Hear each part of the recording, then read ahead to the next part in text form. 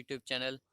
तो आज की वीडियो होने वाली है भाई, अगर कोई नई कार लेने का प्लान कर रहा है या वो डिलीवरी लेने जा रहा है तो भाई कौन कौन सी चीज़ें जो हमको दिमाग में रखनी है और वो चीज़ें नहीं करनी है जिससे हमारे साथ फ्रॉड कम से कम हो पाए। तो बस इन्हीं बातों की आज हम इस वीडियो में बात करने वाले हैं। तो ज़्यादा टाइम वेस्ट नहीं करते, जल्दी से स्टार्ट करते हैं। फुल पेमेंट सबसे पहले मत करिए।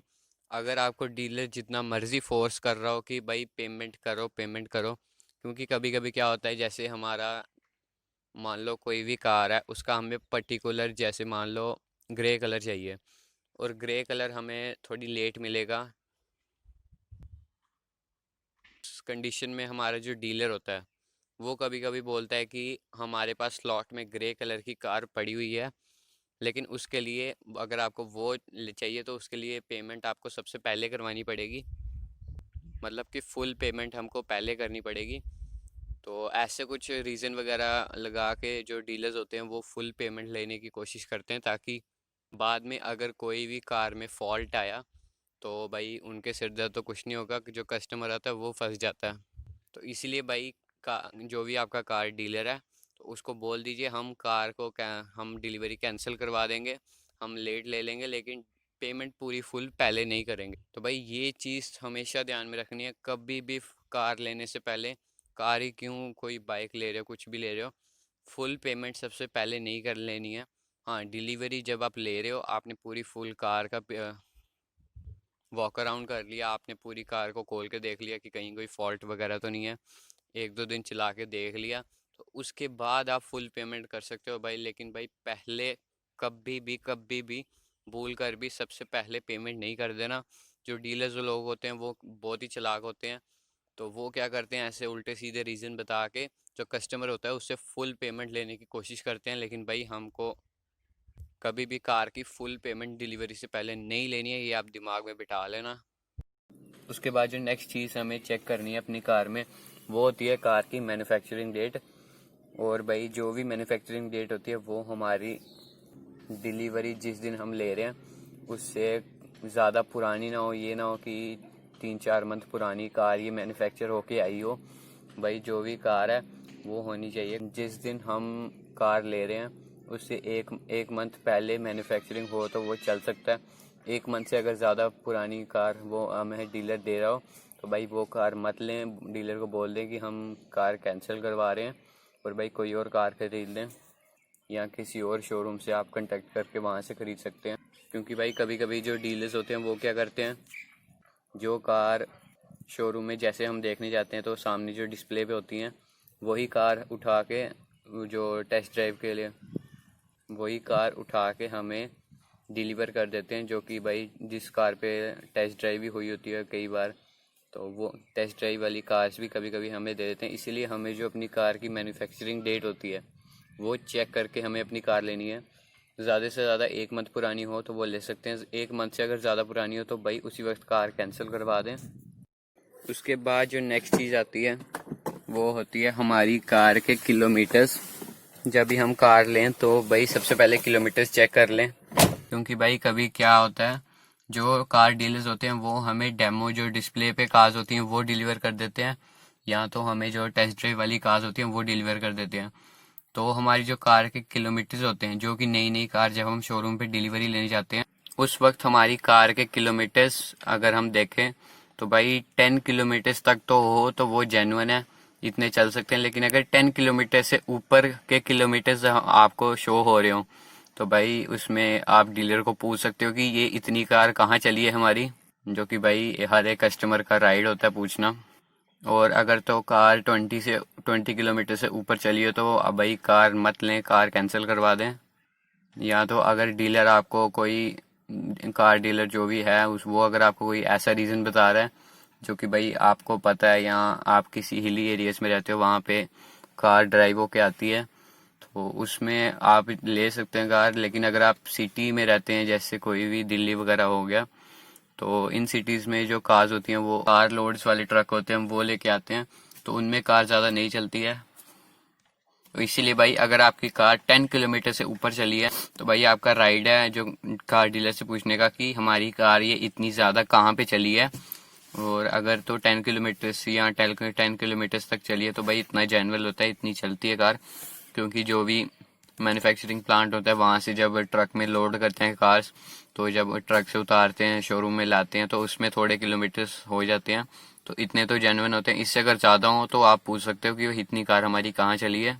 उसके बाद नेक्स्ट चीज़ होती है भाई पूरी कार का हमें जो भी एक वॉक अराउंड होता है पूरा वो लेना है, और पूरी कार को ध्यान ध्यान से देखना है कहीं कोई स्क्रैच वगैरह तो नहीं पड़ा या कहीं पे रस्टिंग तो नहीं शुरू हो गई है। ऐसे पूरी कार का वॉक अराउंड लेना है हमने, और पूरी कार को चेक करना है कि कहीं पे स्क्रैच या कहीं पे ऐसे रस्ट वगैरह नहीं पड़ी हो। क्योंकि भाई हो सकता है कभी कभी जो भी हमारा लोडिंग ट्रक होता है उसमें चढ़ाते समय कहीं हमारी कार स्क्रैच हो गई हो। क्योंकि भाई जो ड्राइवर्स होते हैं गलती तो इंसानों से ही होती है, और हो सकता है कहीं पे हमारी कार लग वगैरह गई हो, जो कि अक्सर लोग नहीं करते हैं डिलीवरी के टाइम। वो सोचते हैं कि भाई डिलीवरी हो रही है हमारी कार की, हमारी कार तो नहीं है, इसको कौन स्क्रैच मारेगा। लेकिन नहीं भाई, स्क्रैच पड़े होते हैं, इसलिए पूरी कार का वॉक अराउंड लेना ज़रूरी है। ऊपर से देखें तो ऊपर से भी हमें पूरा टायर के ऊपर चढ़ के ऊपर से नीचे से हर साइड से देखना है कहीं पे कोई रस्टिंग तो नहीं लगी। क्योंकि कभी कभी क्या होता है जो हमारे मैन्युफैक्चरिंग प्लांट्स होते हैं वहाँ पे कार्स जो होती हैं वो मैन्युफैक्चर होके बाहर ऐसे धूप में खड़ी रहती हैं, जो कि जब बारिश वगैरह होती है तो उन पे पानी लगता है, फिर धूप पड़ती है तो रस्टिंग की चांस होते हैं। तो इसलिए हमें हर साइड से अपनी कार को चेक करना है। जो कि हो गए टायर्स के, हमें ये पार्ट्स को भी चेक करना है कि कहीं पे रस्टिंग तो नहीं है। तो पूरी फुल कार को हमने चेक करना है कहीं रस्टिंग या कहीं स्क्रैच वगैरह तो नहीं पड़े। उसके बाद जो नेक्स्ट चीज़ आती है, हमें अपने टायर्स चेक करने हैं कि भाई टायर्स जो हैं हमारे नॉर्मल कंडीशन में ज़्यादा घिसे तो नहीं हैं। अभी आप जैसे ही देख रहे हो, अभी ये कार 2000 किलोमीटर चल गई, जैसा कि आपने वो मीटर में देख लिया होगा।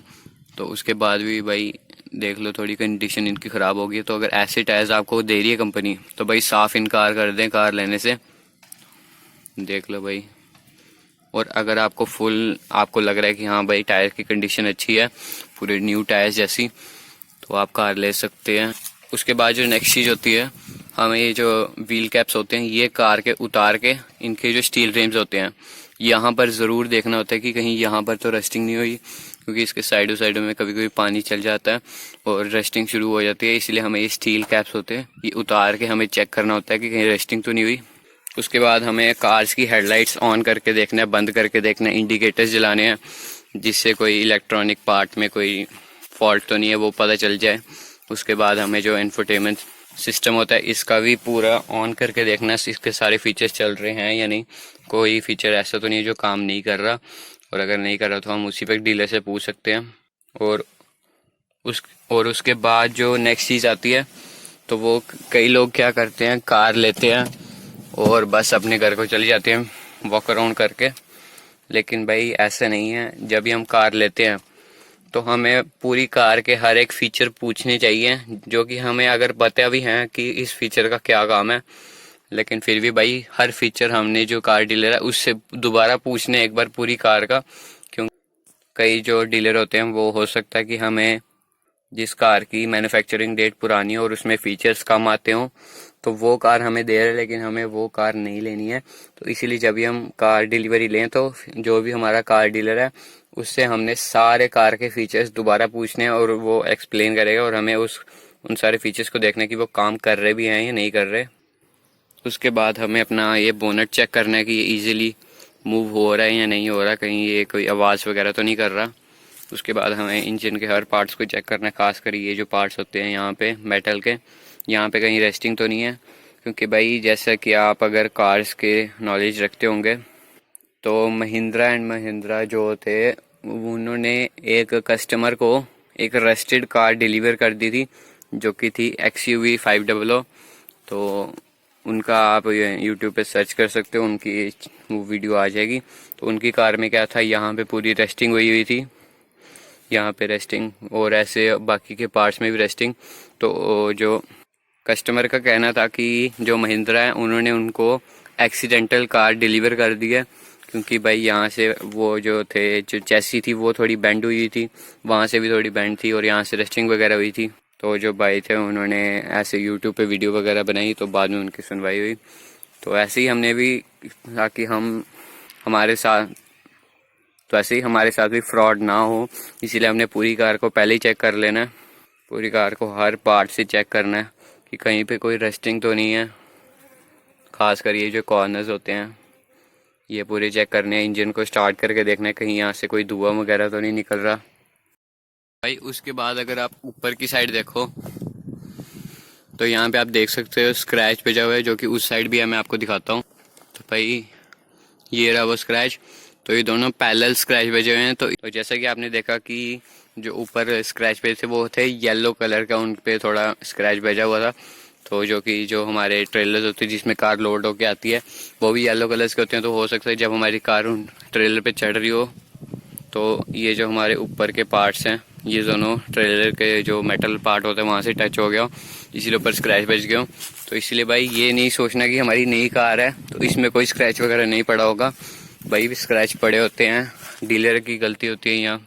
तो उसके बाद अगर मैं एक और बताऊँ तो यहाँ पे आप देख रहे हो छोटा सा स्क्रैच, ये भी डिलीवरी लेने से पहले का ही था, तो ये भी मैं नोटिस नहीं कर पाया। तो ये 2 स्क्रैच पड़े हुए थे कार में जो कि डिलीवरी के टाइम नहीं देख पाए। तो ये नहीं सोचना कि हमारी नई कार है तो भाई इसमें कोई स्क्रैच वगैरह नहीं होगा, एकदम नई चमकती कार है तो इसमें कौन सा स्क्रैच डाला होगा। भाई स्क्रैच होते हैं। तो जो भी हमारा कार डीलर होता है सबसे पहले वो पूरी कार की PDI कर लेता है, जिसमें वो इंजन पार्ट्स वगैरह सारा कुछ चेक कर लेता है कहीं कोई स्क्रैच वगैरह तो नहीं है। लेकिन फिर भी भाई कोई कार डीलर्स होते हैं जो कि अच्छी तरह PDI नहीं कर पाते, तो जिससे उनकी नज़रों में से कोई स्क्रैच वगैरह छूट जाता है। तो इसीलिए भाई हमने जब भी कार की डिलीवरी लेने जाएंगे पूरी कार को चेक करना है कहीं कोई फॉल्ट वगैरह तो नहीं है। और ये जो हमारे साइड मिरर्स होते हैं ये प्रॉपरली वर्क कर रहे हैं नहीं कर रहे हैं। जो हमारे डोर्स हैं ये खुल रहे हैं आराम से, बंद हो रहे हैं, कोई एक्स्ट्रा नॉइस तो नहीं है, कहीं रस्ट वगैरह की, सारे डोर्स चेक करने हैं। उसी के साथ साथ पीछे की लाइट्स ऑन करके देखना है कोई लाइट में कोई ख़राबी तो नहीं है। और जो हमारे सेंसर्स होते हैं वो प्रॉपरली वर्क कर रहे हैं या नहीं कर रहे। और जो बैक कैमरा होता है वो भी चेक करना है, वो प्रॉपरली वर्क करना चाहिए। और डोर्स वगैरह हमने सारे चेक करने हैं, कोई भी डोर्स में कोई एक्स्ट्रा नॉइस तो नहीं आ रही। जो हमारे वॉशर फ्लूइड होते हैं ये भी चेक करने हैं। उसके बाद जो हमारी कार की सीट्स की मूवमेंट है वो प्रॉपरली हो रही है या नहीं हो रही, कहीं ज़ोर तो नहीं लग रहा है, यहाँ ऐसा लग रहा है कि कहीं ऐसे अनवांटेड नॉइज़ आ रही है, तो वो भी हमने देखना है पूरा चेक करके। जो हमारा ग्लो बॉक्स होता है इसको भी ओपन करना है, बंद करना है। और गियर्स वगैरह भी सारे लगा के देखने की कोई गियर अड़कता तो नहीं है। उसके बाद हमने सारे AC वेंट ऑन करके देखने, कोई AC वेंट में एयर्स नहीं आ रही है, यहाँ प्रॉपर एयर नहीं आ रही है, कोई ऐसे अनवांटेड स्मेल आ रही है तो वो भी चेक करना है। ऊपर का जो हमारा सन ग्लास होल्डर होता है ये भी चेक करना है, पीछे की दोनों लाइट्स चेक करनी है। और जो हमारे हेड रेस्ट होते हैं इनको भी एक बार निकाल के पूरा चेक करना है कहीं कोई ख़राबी तो नहीं है। उसके बाद हमारे ये जो पावर विंडोज़ होते हैं ये चारों डोर के चेक करने हैं, कहीं कोई स्लो तो नहीं हो रहा डाउन। उसके बाद हमने ये सारे लॉक्स और ये हैंडल्स चेक करने हैं, खोल के लॉक करके ये सीट बेल्ट चेक करनी है खींच वगैरह के, कहीं भी कोई ख़राबी रहनी नहीं चाहिए। क्योंकि भाई एक बार कार की डिलीवरी ले ली फिर कोई भी नहीं सुनता कि हमारी कार में कोई प्रॉब्लम है। उसके बाद जो ये भाई जो कार के हमारे ये ब्रेक पैडल्स, क्लच और ये एक्सेलरेटर है इसको भी एक बार दबा के चेक करना है प्रॉपरली दब रहे हैं या नहीं। ये और VMs के कंट्रोल ये चेक करने हैं प्रॉपरली ये कंट्रोल हो भी ये रहे हैं या नहीं। उसके बाद ये फ्यूल का भी खोल के देखना है, डिफॉगर भी चेक करना है, लाइट्स वगैरह चेक करनी है, वाइपर्स चेक करने हैं। उसके बाद अगर हमारा स्टीयरिंग टेलीस्कोपिक या जो भी है तो उसको भी एक बार चेक करना है कि वो प्रॉपरली वर्क कर भी रहा है या नहीं, ऐसा तो नहीं कहीं वो ख़राब हो। इसलिए पूरी कार का PDI अच्छी तरह करना है। तो हमारे हॉर्न्स हैं वो भी प्रॉपरली वर्क कर रहे हैं नहीं, तो ये भी प्रॉपरली वर्क कर रहे हैं। जो हमारे स्टीयरिंग माउंटेन कंट्रोल्स होते हैं वो भी सारे चेक करने हैं। उसी के बाद अगर ये USB का कंट्रोल होता है इसमें हमें USB डाल के ऑक्स वगैरह डाल के पूरे चेक करना पड़ता है। क्योंकि भाई अगर आपको पता होगा कि एक कोई हरियाणा का भाई था शायद से, तो उसने बलिनो ली थी, तो उसका जो हमारा अगर मैं दिखा पाऊँ, ये जो हमारा USB का पोर्ट होता है सॉकेट, ये उसका अंदर घुस गया था जैसे उसने पेन ड्राइव डाला, तो जिसका बाद में भाई कोई ठीक हो नहीं पाया। तो इसलिए हमने सारा कुछ चेक करना है, कोई छोटी सी चीज़ भी नहीं रहनी चाहिए। सारे बटन्स वगैरह देखने प्रॉपरली वर्क कर रहे हैं, हज़ार्ड लिस्ट भी चेक करनी है। उसके बाद ये माइक वगैरह भी पूरा कार में कॉल करके देखना कि कहीं कोई माइक में तो नहीं प्रॉब्लम नहीं है। उसके बाद स्पीकर्स भी सारे चेक करने, कहीं कोई स्पीकर में फटी हुई आवाज़ तो नहीं आ रही है, यहाँ कैसे कोई अनवांटेड नॉइज़ तो नहीं आ रही है। यही थी कुछ आज की वीडियो जिसमें मैंने आपको बताया कि कार की डिलीवरी लेते समय क्या क्या प्रिकॉशंस लेने चाहिए। अब मैं किसी भी स्पेसिफिक कंपनी या कोई डीलर का नाम नहीं लूँगा, क्योंकि भाई हर कोई एक जैसा नहीं होता। कई कंपनीज अच्छा काम भी करते हैं, कई कंपनीज बुरा काम भी करते हैं। अब हर कंपनी सेम तो नहीं होती, और तो इसलिए भाई हमें कभी भी किसी भी कंपनी पे या किसी भी आदमी पे, डीलर पे भरोसा नहीं करना चाहिए। भाई खुद ही जाके देखना पड़ता है कार कैसी है, कार कैसी नहीं है। तो इसलिए भाई कोई भी अगर आप कार ले रहे हैं तो अच्छी तरह उसका पीडीआई करें, क्योंकि भाई बाद में ना डीलर सुनवाई करते हैं ना कंपनी सुनवाई करती है। आ जाके हाँ, जो सिरदर्द होती है वो कस्टमर के सिर ही होती है। तो इसीलिए भाई जो भी अपनी कार लेने जाएं तो अच्छी तरह उसका पीडीआई करें, मेरी तो यही है। और जो भी हमारा जो कार की पेमेंट होती है वो कभी भी फुल पेमेंट सबसे पहले नहीं करें। सो बस यही थी कुछ आज की video. Thanks for watching this video. और अगर आपकी कोई भी क्वेरी है या आप चाहते हो मैं किसी टॉपिक पे वीडियो बनाऊं तो मुझे कमेंट कर दीजिए, या तो मुझे इंस्टाग्राम पे डीएम भेज देना। इंस्टाग्राम की आईडी मेरी नीचे फ्लैश हो रही होगी। So thanks for watching this video.